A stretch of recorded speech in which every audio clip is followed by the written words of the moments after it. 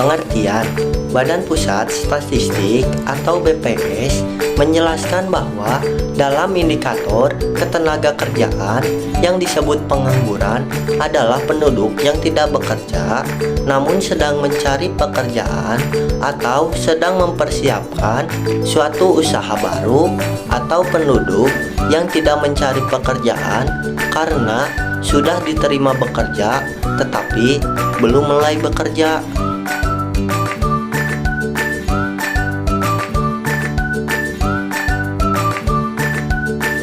Selanjutnya ada jenis-jenis pengangguran, yaitu yang pertama pengangguran faksional. Kondisi ketika seseorang sedang mencari pekerjaan tapi belum mendapatkannya. Yang kedua ada pengangguran struktural, yaitu pengangguran yang terjadi akibat perubahan struktur atau komposisi perekonomian. Yang ketiga ada pengangguran terbuka, yaitu seseorang tidak memiliki pekerjaan atau tidak sedang bekerja sama sekali. Pengangguran terbuka adalah di luar kondisi pertambahan tenaga kerja lebih tinggi dibandingkan lowongan pekerjaan.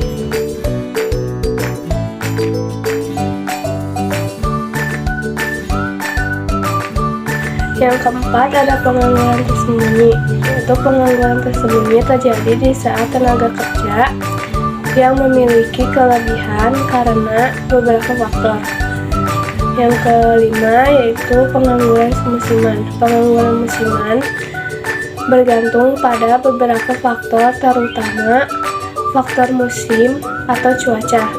Yang keenam ada setengah pengangguran, yaitu pekerja yang setengah menganggur, umumnya terjadi akibat urbanisasi yang berkembang di Indonesia.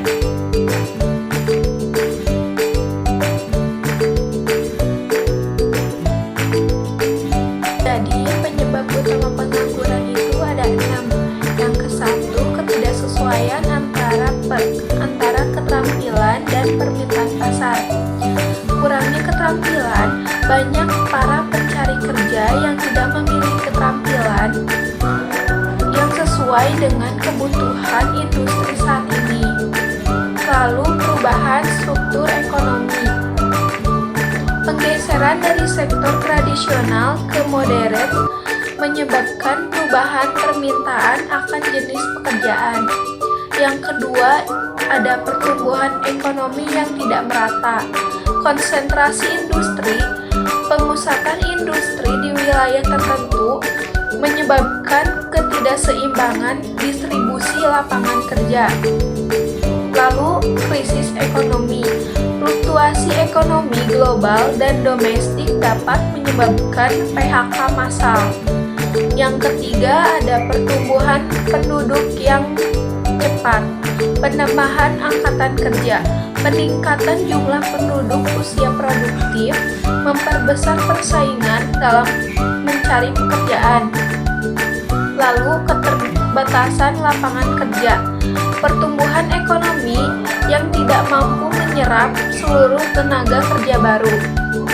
Yang keempat, ada pendidikan yang tidak relevan. Kesenjangan antara pendidikan dan dunia kerja. Kurikulum pendidikan yang tidak sesuai dengan kebutuhan industri membuat lulusan sulit bersaing. Lalu, kurangnya pendidikan vokasi. Minimnya lulusan pendidikan vokasi yang memiliki keterampilan teknis. Lalu, otomatisasi dan penggunaan teknologi. Substitusi tenaga kerja, penggunaan mesin dan robot dalam proses produksi mengurangi kebutuhan akan tenaga kerja manusia. Lalu, perubahan struktur pekerjaan. Munculnya pekerjaan-pekerjaan baru yang membutuhkan keterampilan khusus. Lalu yang keenam ada faktor kebijakan pemerintah. Regulasi yang tidak mendukung kebijakan pemerintah yang terlalu ketat dan tidak jelas dapat menghambat pertumbuhan bisnis dan penciptaan lapangan kerja. Lalu, birokrasi yang rumit, proses perizinan yang berbelit-belit dapat menghambat investasi. Oke teman-teman, di sini saya akan menyampaikan materi tentang dampak pengangguran. Pengangguran adalah masalah kompleks yang memiliki dampak luas, tidak hanya pada individu yang mengalaminya, tetapi juga pada masyarakat dan perekonomian secara keseluruhan. Dampak-dampak tersebut dapat dikelompokkan menjadi beberapa aspek. Yang pertama, penurunan pendapatan nasional. Pengangguran mengurangi daya beli masyarakat, sehingga permintaan terhadap barang dan jasa menurun. Hal ini berdampak pada penurunan produksi dan pendapatan nasional. Yang kedua, ada ketimpangan pendapatan. Pengangguran cenderung dialami oleh kelompok berpendapatan rendah, sehingga semakin memperlebar kesenjangan antara kaya dan miskin. Yang ketiga, ada beban anggaran pemerintah. Pemerintah perlu mengalokasikan anggaran yang lebih besar untuk program-program sosial seperti bantuan tunai dan pelatihan kerja guna meringankan beban masyarakat yang terkena dampak pengangguran. Yang selanjutnya yaitu yang keempat, hambatan pertumbuhan ekonomi. Pengangguran dapat menghambat investasi dan mengurangi produktivitas sehingga menghambat pertumbuhan ekonomi. Yang selanjutnya ialah yaitu yang kelima, dampak sosial dan psikolog. Kita bahas dari dampak sosial. Yang pertama, kerusakan jaringan sosial. Pengangguran dapat merusak hubungan sosial individu dengan lingkungan sekitarnya. Selanjutnya ada stres dan depresi. Kehilangan pekerjaan dapat menimbulkan stres, depresi, dan gangguan mental lainnya. Yaitu kita bahas dari dampak psikolog. Yaitu yang pertama, penurunan percaya diri. yakni pengangguran dapat menurunkan rasa percaya diri seseorang terhadap kemampuannya. Selanjutnya, kecemasan dan ketakutan, yakni kehilangan pekerjaan dapat menimbulkan kecemasan dan ketakutan akan masa depan. Baik, ini adalah bagian dari kebijakan pemerintah terhadap pengangguran. Sebelum itu, pengangguran merupakan salah satu tantangan besar bagi setiap negara, bahkan termasuk negara kita, negara Indonesia. Tingginya tingkat pengangguran tidak hanya berdampak pada individu saja, tapi juga mempengaruhi stabilitas ekonomi dan sosial masyarakat. Oleh karena itu, pemerintah berperan penting dalam merancang dan melaksanakan kebijakan yang efektif untuk mengatasi masalah ini. Nah, jadi ini adalah kebijakan-kebijakan pemerintah dalam menghadapi atau mengatasi pengangguran yang ada. Nah, kebijakan pemerintah yang pertama ini ada program peningkatan keterampilan. Untuk meningkatkan keterampilan masyarakat, pemerintah mengadakan pelatihan kerja, contohnya seperti program prakerja. Yang kedua, ada kebijakan UMKM.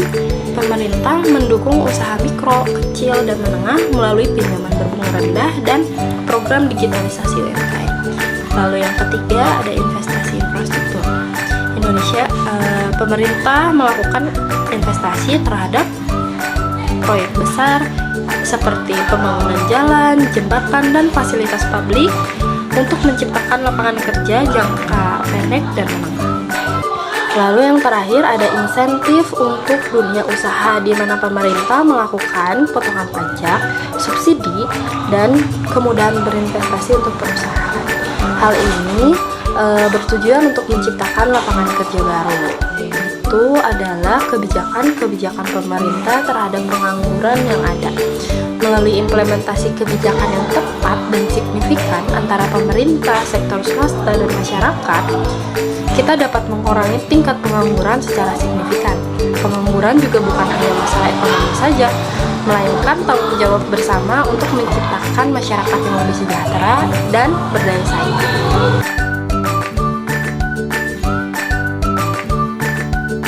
Upaya mengurangi pengangguran.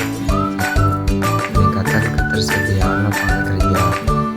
Memberikan insentif bagi perusahaan domestik dan asing untuk berinvestasi, terutama di sektor padat karya.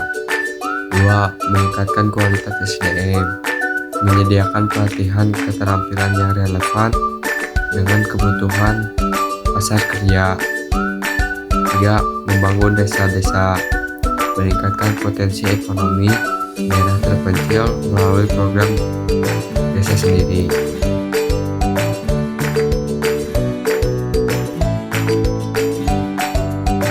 Ya, di sini ada pembahasan masalah pengangguran di Indonesia. Badan Pusat Statistik atau disebut BPS mencatat masih ada 7,2 juta pengangguran di Indonesia hingga Februari 2024. Meski masih tinggi, namun jumlahnya turun 790.000 orang dari periode 2023. PLT Kepala BPS, Amalia Widyashanti mengatakan, angka pengangguran masih tinggi. Jumlah angkatan kerja yang muncul tak semuanya terserap atau mendapatkan pekerjaan. Secara rinci, jumlah penduduk usia kerja di Indonesia tercapai 218 juta orang. Dari jumlah itu, yang tercatat sebagai angkatan kerja sebanyak 149,18 juta orang. Tetapi yang terserap atau bekerja hanya 142,18 juta orang. Supaya tidak terjadinya lagi peningkatan pengangguran, pemerintah dan sektor swasta perlu bekerja sama untuk mengatasi ketimpangan antara jumlah angkatan kerja dan lapangan kerja yang tersedia. Sementara itu, Badan Pusat Statistik atau BPS mengeluarkan data daftar daerah dengan pengangguran terbanyak di Indonesia per Februari 2024 dan Provinsi Banten berada pada urutan pertama. BPS juga mencatat secara keseluruhan jumlah pengangguran di Indonesia mencapai 7,20 juta orang. Berdasarkan data terbaru dari Badan Pusat Statistik, terungkap bahwa beberapa provinsi di Indonesia masih memiliki tingkat pengangguran yang tinggi.